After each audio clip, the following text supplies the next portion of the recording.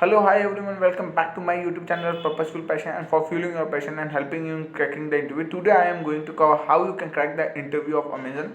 Hello, hi Pratyush. Now you are wondering where is Pratyush? Pratyush is there only, but due to some health issue, he is not able to come on my platform Purposeful Passion. So for helping all the chartered accountants, he has recorded whatever his insights.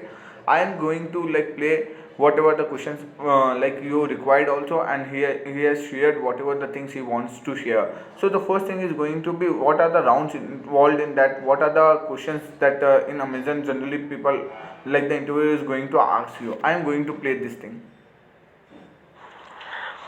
Generally, it depends on the candidate, as there is no fixed procedure that I've come across as to how many rounds of interview are there.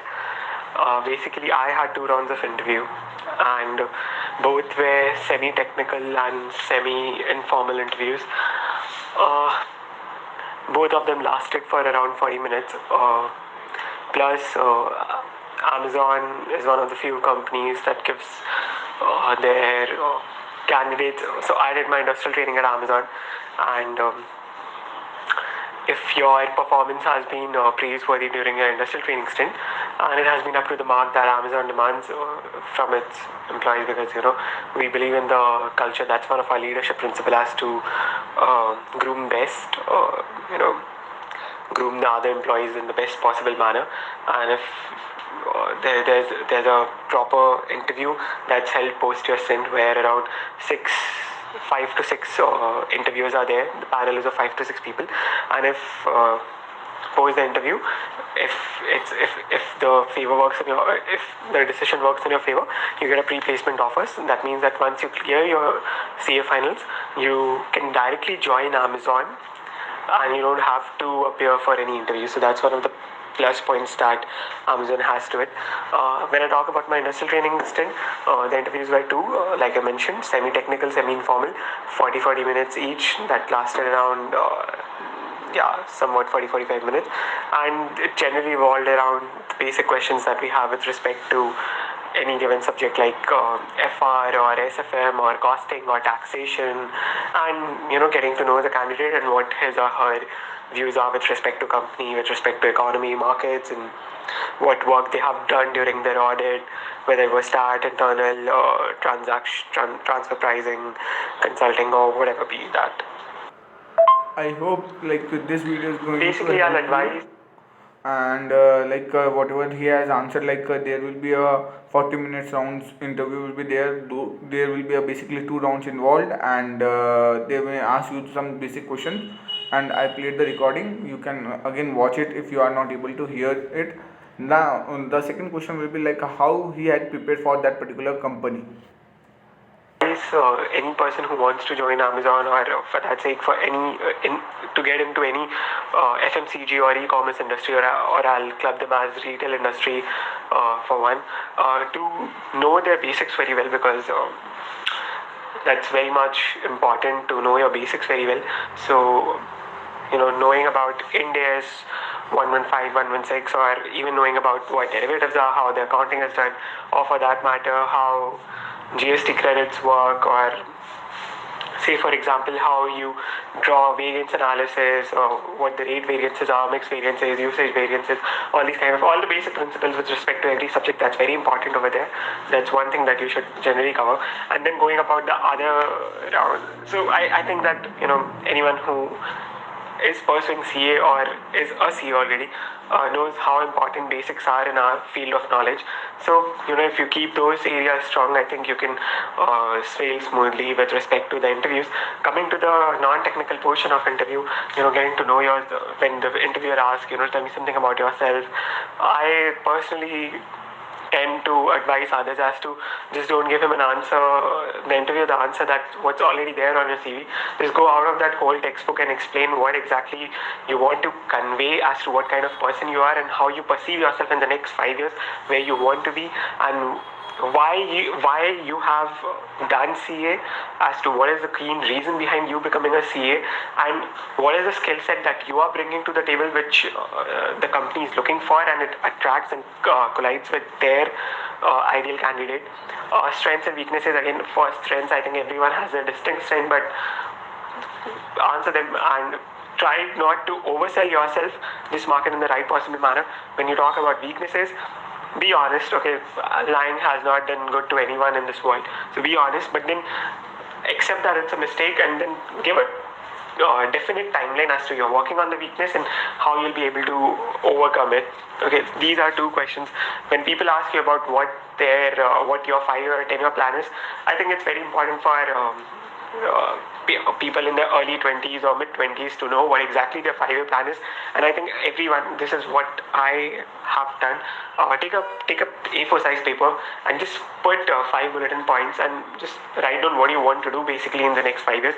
And when I say I don't mean go around and buy a house or buy a car. I say as what asset you want to build in your life and what are the means that you can achieve to build those assets.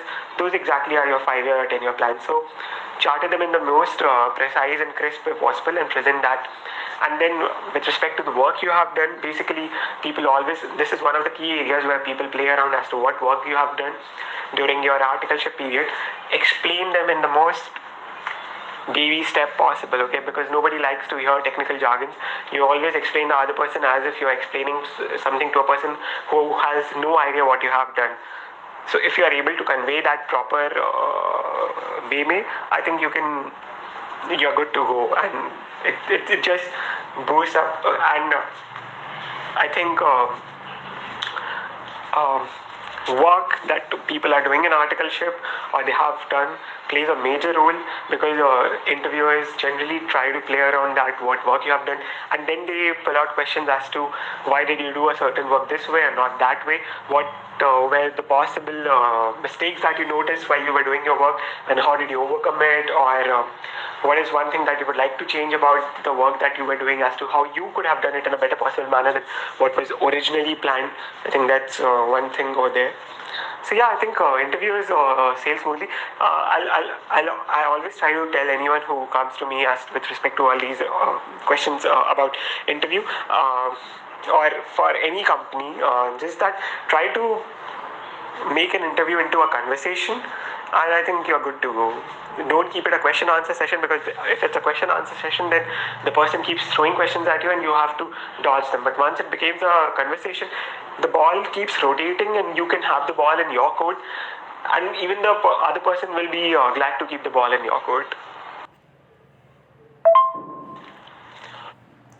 So I hope you heard his answer and you will be able to understand what he wants to convey.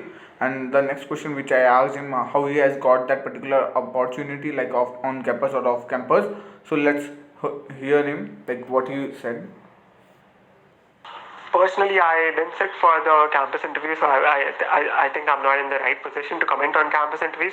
But yeah, with respect to off-campus interviews, I think if you get a decent score and you know that if the area of interest lies for a certain company or a certain industry, and you know that that company or that industry doesn't come for the campus placements, I think you should go to their careers website.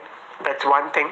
And then go to LinkedIn. I think career websites and LinkedIn are the best possible areas where you can get as to the whereabouts of new opportunities or new roles that are coming up in that company. Third will be using internal contacts or sources if at all somebody has. But then I think more than internal sources or contacts, career websites and LinkedIn pages. Presumably, I'll put LinkedIn as to a higher stature than career websites as well. Career websites of that company. LinkedIn gives you a plethora of new roles that are upcoming, and I have seen and I have gone through this whole procedure of LinkedIn applying, and trust me, LinkedIn helps a lot. I'm not particularly sure about how the placement websites with respect to Naukri or Indeed or Shine work, because I've never really registered on them. But yeah, I think these three are the basic ways of approaching to get into any company of your choice. LinkedIn, just keep the jobs notification open as to what role you want or the companies you want, and trust me, in 6 to 7 days we'll be getting sort of roles, because the whole flow keeps working. Somebody leaves and somebody joins the other company, that role gets vacated, and if you are the first mover advantage, if you keep that thing open. The other is constantly checking the company's career website. And third is if you have an internal source that you think can help you get to the point where you want to be, tap that, because contacts are a great asset in today's world. Sorry, I think these things help. With respect to off campus, I'm very sorry, but I'm really not sure as to how things work out. I hope his answer is going to help you.